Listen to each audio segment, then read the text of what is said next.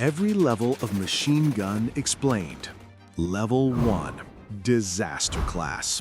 These are weapons so fundamentally broken that soldiers literally preferred throwing rocks at enemies. These machine guns would jam constantly, overheat after a few rounds, and sometimes just fall apart mid-fights. They're not just bad, they're engineering catastrophes created by actual trained professionals who somehow still managed to design weapons that seemed personally offended when you were trying to shoot them. The Chauchat is the undisputed king of this disaster tier.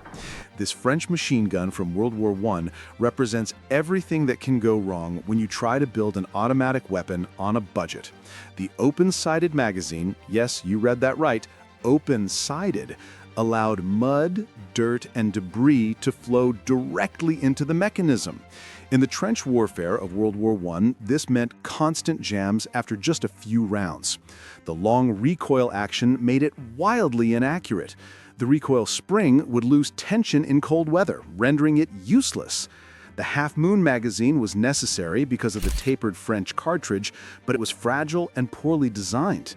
Soldiers actively avoided using this weapon, and many accounts describe them simply abandoning Chauchats in favor of captured German weapons. Despite having trained designers and manufacturing facilities, France produced a weapon that became a symbol of catastrophic failure. The Chauchat didn't just underperform, it actively endangered the soldiers forced to carry it. This gun is the king of junk, and I'm giving it a 0 out of 10. A perfect 0 for a fundamentally broken design. In the bottom of this class, there are other 4 participants, the M73 and Type 92. I'm giving them both a 1 out of 10, and honestly, that feels generous. The Fiat-Revelli and the Breda 30, I'm dropping them even lower, 0.5 out of 10. Certified disasters. Level 2, F+. We have climbed out of the dumpster and landed straight in the garbage bin. Unlike the Level 1 guns that were completely unusable, you can actually get away with using Level 2 machine guns in combat if you're lucky, if conditions are perfect, if you performed the right maintenance rituals. Most of these guns are one-trick ponies, and even that trick is questionable. These things don't just break, they break with passion. They find one specific, infuriating way to fail, and they commit to it over and over again, just to watch you cry. The Type 11 light machine gun perfectly embodies this tier's frustrations. Japan's attempt at squad-level automatic fire featured an innovative hopper system that fed cartridges from standard rifle stripper clips. On paper, this sounds brilliant. Use existing ammunition supplies without special magazines. In reality, it was a maintenance nightmare that haunted Japanese soldiers throughout their campaigns. The hopper sat on top of the weapon, completely exposed to dirt, moisture, and debris. The cartridges, which were rimless, required an oiling mechanism to feed properly. Imagine trying to keep an oil reservoir clean in jungle or desert combat. The system was complex, with multiple small parts that could fail, and when they did, the whole weapon became useless. It could work when everything aligned perfectly: clean conditions, proper lubrication, careful handling. In actual combat, soldiers constantly fought with jams and feed failures. The Type 11 represents that special category of weapons where the theory was sound, but the execution was deeply flawed. Type 11 light machine gun scores a 4 out of 10 and sits at the top of this tier. It could work sometimes, but that hopper system was cursed from day one. These are 4 candidates behind Type 11. The Agar gun is getting a 2 out of 10 from me. The Étienne Mle 1907 gets a 2.5. At least they tried something new, even if it sucked. The Type 3 heavy machine gun? I'm giving that a 3 out of 10. Way too complicated for what it delivered. The Perino Model 1908 gets a 3.5. Innovative on paper, disaster in reality. Level 3, Mediocre. We finally reached weapons that actually work consistently. They fire bullets, they don't usually explode, and they won't actively try to kill you. But don't get excited. These are the participation trophies of machine guns. They're reliable enough to trust, but they all have significant drawbacks that prevent them from being truly great. Heavyweight, limited ammunition capacity, awkward handling, something always holds them back from excellence. These are the guns that end up in museums with plaques reading, "Saw extensive service," because historians couldn't think of anything more interesting to say. The Madsen machine gun is the perfect embodiment of good enough. Developed in Denmark and first produced in 1902, the Madsen was one of the earliest truly successful light machine guns. It saw service across dozens of countries from the Russo-Japanese War through the 1950s and beyond. The weapon was genuinely innovative, using a unique recoil-operated action with a vertically traveling bolt that made it remarkably reliable for its era. But here's where Mediocre comes in. That top-mounted box magazine held just 25 to 30 rounds. In any sustained engagement, you'd be reloading constantly while enemies kept shooting. The mechanism, while reliable, was complex to manufacture and maintain with numerous small parts. The top magazine also obstructed sighting, making accurate fire more difficult. The Madsen worked, served admirably for decades, and earned respect from soldiers who used it, but it never quite achieved greatness. It's the reliable sedan of machine guns. It'll get you there, nobody complains too much, but nobody's writing songs about it either. Madsen gets a 7 out of 10 at the top of level 3. Pioneering design held back by practical limitations. Here are other level 3s and how I'm scoring this mess.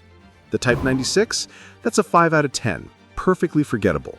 The Mendoza RM2 gets a 5.5. It worked for Mexico, but that's about it. The DP27 scores a 6 out of 10.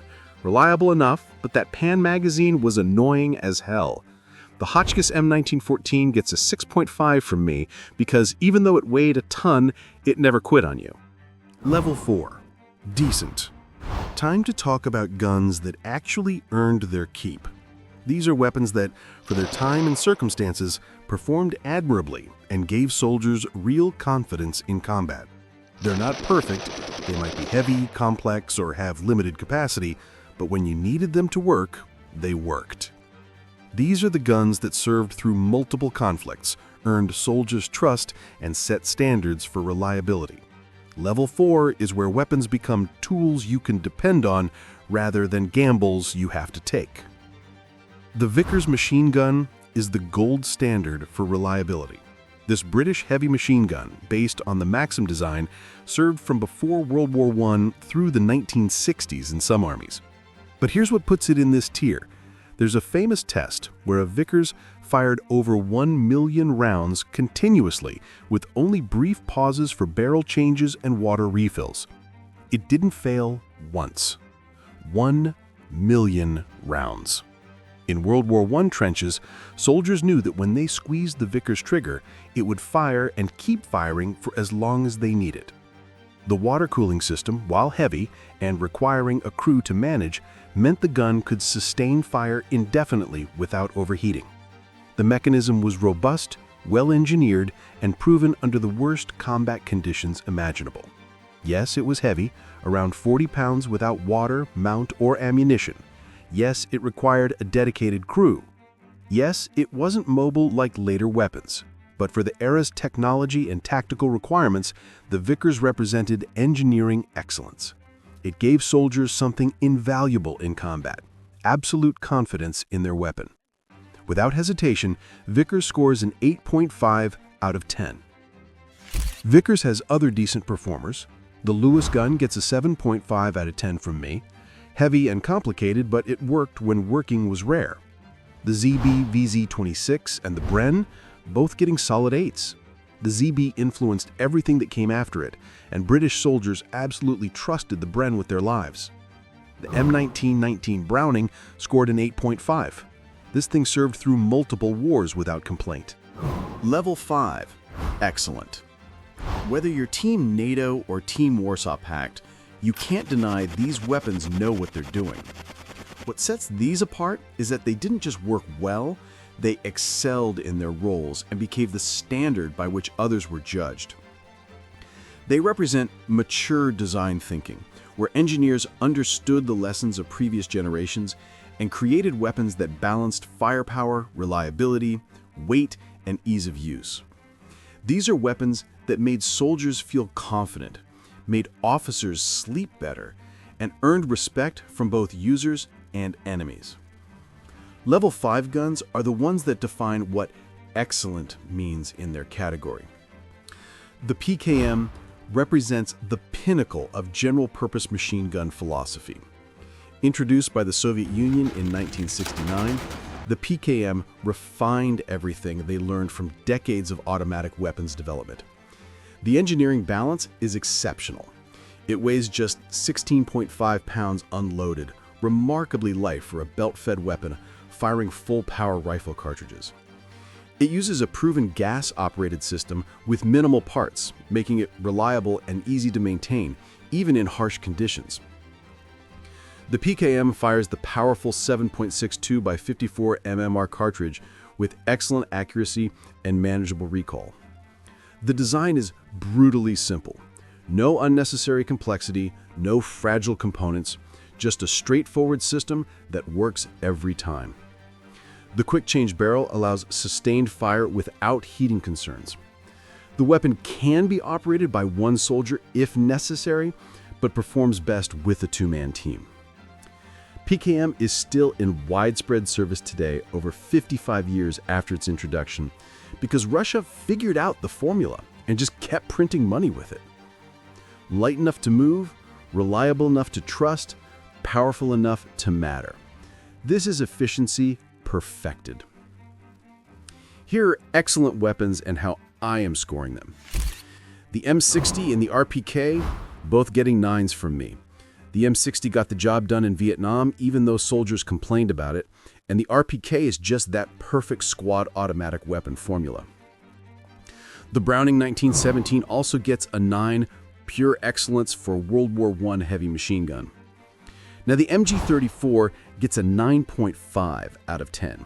It literally invented the general-purpose machine gun concept and influenced everything after it. Level 6, Best. Level 6 machine guns are the ones that made enemies scared when they heard them. These weapons didn't just perform well, they dominated battlefields and changed how warfare was conducted. They combine exceptional engineering with combat dominance that forces enemy tactics to adjust. When one of these guns sets up, the entire battlefield dynamic changes. These are force multipliers that command respect and fear in equal measure. The MG42, Hitler's buzzsaw, terrorized an entire generation of soldiers.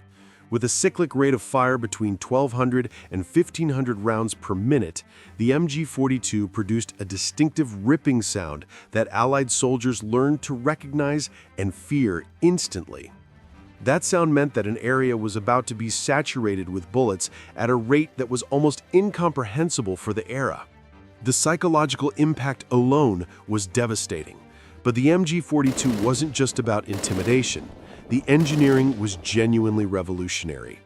It used stamped metal construction instead of machined parts, making it faster and cheaper to produce without sacrificing reliability. The quick-change barrel system allowed crews to sustain that incredible rate of fire indefinitely by swapping barrels every few hundred rounds. The recoil-operated roller-locked action was so effective that it influenced machine gun design for generations. German doctrine built squad tactics around the MG42, treating it as the primary weapon with riflemen supporting it, not the other way around. The MG42 changed how militaries thought about sustained automatic fire and created a legend that still resonates today. Let me give you my scores. The Ultimax 100, the FN Minimi, and the M249 SAW, all three are getting 9.5 out of 10. The Ultimax for that insane recoil system, the Minimi for perfect balance, and the M249 for revolutionizing squad firepower. But at the top, FN Mag and the MG42 are both getting perfect 10s. The FN Mag because 80 countries chose it independently. That's consensus. And the MG42? Hitler's buzzsaw terrorized an entire generation with that ripping sound. World-class, battle-proven perfection. Level 7. God Tier. Let's talk about machine gun royalty. These weapons transcend their era and become legends that define what excellence means across generations. They're not just the best of their time, they remain relevant decades later, setting standards that others struggle to match. These are weapons that changed warfare itself and continue serving while other modern designs come and go. God tier means historically significant while remaining current, defining benchmarks that last through technological revolutions. The M2 Browning 50 caliber, simply put, the greatest machine gun ever created. Designed by John Browning in 1921 and adopted by the U.S. military in 1933, the M2 has served continuously for over 90 years. Think about that. This weapon has been in every American conflict from before World War II through current operations in 2025. It's been mounted on infantry tripods, vehicles, helicopters, ships, and aircraft. Soldiers today trust the same basic design their great-grandfathers used storming beaches in the Pacific. The M2 fires the .50 BMG Browning machine gun cartridge, which is devastating against personnel, light vehicles, aircraft, and fortifications. The effective range extends beyond 1,800 meters. You can engage targets at distances where they can't effectively return fire. The weapon's robust construction means it functions reliably in desert heat, Arctic cold, jungle humidity, and everything in between. Here's what puts it at God tier. Despite numerous attempts to replace it with modern designs using advanced materials and updated technology, the M2 remains the standard. Why? Because it works.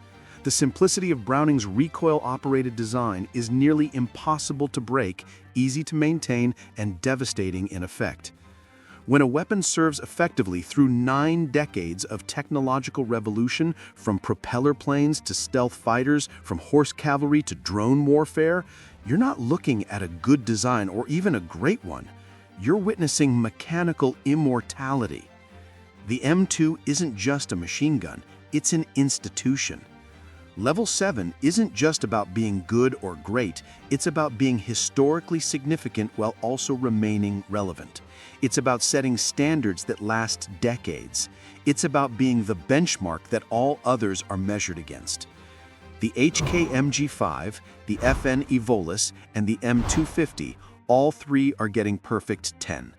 The MG5 for replacing Germany's legendary MG3 with something even better, the Evolus for literally pushing the limits of material science, and the M250 for defining the future with that revolutionary 6.8mm system. The PKP Pecheneg also gets a 10, taking the already excellent PKM and somehow making it better. But standing alone at the very top, I'm giving the M2 Browning 50 caliber an 11 out of 10.